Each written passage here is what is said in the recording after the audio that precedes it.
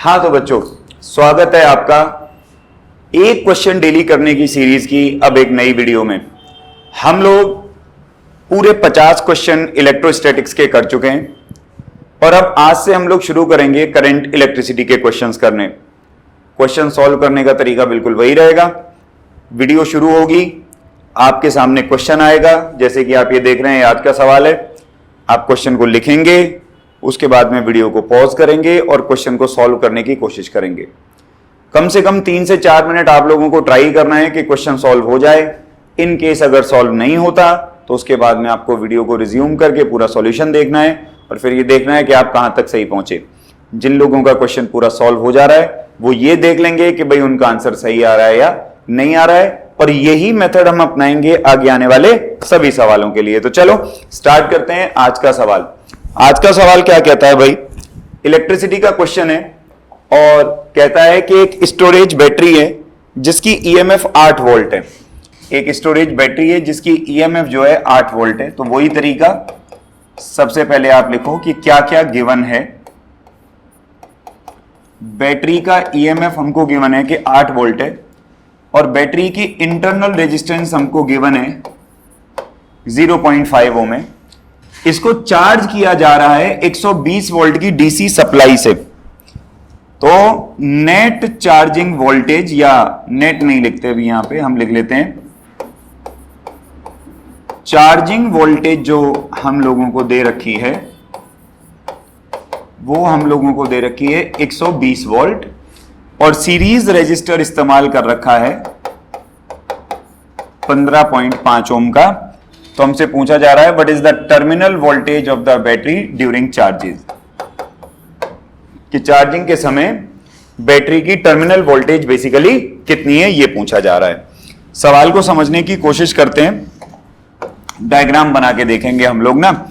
हमारे पास में एक बैटरी है 8 वोल्ट की, 8 वोल्ट इसका ईएमएफ है। इसको चार्ज किया जा रहा है 120 वोल्ट से। तो बेटा इसको चार्ज तभी किया जाएगा, या ये चार्ज तभी हो सकती है जब ये अपना करंट हमारे सेल में भेजे इस तरीके से।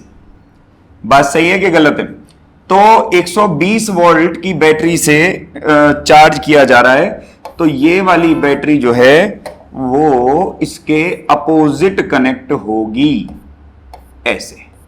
ये करंट इसमें से फ्लो कराएगी, अब ये चार्ज होगा। अगर इसमें से करंट जाता रहेगा तो ये करंट देता रहेगा। देखो दो चीजें हैं बैटरी के बारे में समझने को। ये मान लो सेल है और इसमें ऐसे करंट जा रहा है, तो आपको ये समझना पड़ेगा हम इसको करंट दे नहीं रहे, हम इससे करंट ले रहे हैं। और अगर ऐसे एरो लगाया जाए तो इसका मतलब है कि हम इसको करंट दे रहे हैं, मतलब हम इसको एनर्जी दे रहे हैं। इस केस में हम एनर्जी ले रहे हैं और इस केस में हम एनर्जी दे रहे हैं। तो हमको बेसिकली देखो करना क्या था, इस वाले सेल को चार्ज करना था, मतलब एनर्जी देनी पड़ेगी, इसलिए हमको ये वाला सेल उल्टा लगाना पड़ा, अपोजिट लगाना पड़ा। अच्छा, साथ के साथ उसने ये भी कहा है हमसे कि यहां पे एक सीरीज रेजिस्टर भी इस्तेमाल किया गया है और इसकी रेजिस्टेंस है 15.5 ओम, है ना।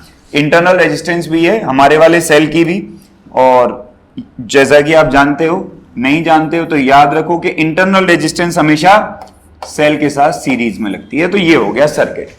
अब ये कह रहा है बता इसका टर्मिनल वोल्टेज कितना होगा चार्ज होते टाइम। सबसे पहली बात देखो, हमको निकाल लेना चाहिए net charging voltage. Net charging voltage देखो, ये वाली बैटरी करंट ऐसे भेज रही है, ये करंट ऐसे भेज रही है। इस वाली बैटरी का करंट ये होगा जो पीले रंग से दिखाया मैंने। तो वास्तविकता में दोनों के करंट की डायरेक्शन क्या है, अपोजिट। और क्योंकि दोनों के करंट की डायरेक्शन अपोजिट है तो नेट ईएमएफ बढ़ेगा नहीं, नेट ईएमएफ घटेगा। सो इस केस में जो नेट ईएमएफ है इट विल बेसिकली डिक्रीज। तो नेट ईएमएफ हमारा कितना आ जाएगा, 120 माइनस का 8 बराबर में 112 वोल्ट। सर्किट का नेट रेजिस्टेंस आर नेट कितना आएगा, देखो भाई 0.5 ओम यहां से और 15.5 ओम यहां से। तो 15.5 जमा 0.5 नेट रेजिस्टेंस आ जाएगा 16 ओम। नेट रेजिस्टेंस कितना आ जाएगा भाई, 16 ओम। अब अगर इस सर्किट में मैं करंट निकालूं, और मैं करंट निकालूंगा ओम्स लॉ लगा के, देखो I बराबर V बाय आर। तुम ध्यान लगा के देखो, नेट वोल्टेज कितनी निकली है भाई? 112। नेट आर कितना आया है? 16, यानी कि करंट आ गया 7 एम्पेयर। मतलब इस पूरे सर्किट में जो करंट दौड़ रहा है वो कितने एम्पेयर का है? 7 एम्पेयर का। और अब हमको जो है चार्जिंग का फॉर्मूला लगाना है। देखो, फॉर चार्जिंग, किसी भी सेल या बैटरी के चार्ज होने के लिए V बराबर होता है E प्लस आई आर। किसी भी सेल या बैटरी के चार्ज होने के लिए फॉर्मूला होता है V बराबर E plus I R. E होता है EMF जो कि 8 है, I है करंट और R है इंटरनल रेजिस्टेंस जो कि है 0.5। तो V बराबर 8 प्लस 3.5, तो V बराबर आया 11.5 वोल्ट बेसिकली। तो जो टर्मिनल पोटेंशियल डिफरेंस निकल रहा है वो हमारा यहां पर कितना निकलेगा भाई? 11.5 वोल्ट का टर्मिनल पोटेंशियल डिफरेंस इसमें जो है आएगा। तो ये हुआ आज का सवाल। उम्मीद है आप लोगों को क्वेश्चन समझ में आया होगा। कल फिर ऐसे ही एक नए क्वेश्चन के साथ मिलेंगे, तब तक के लिए थैंक यू।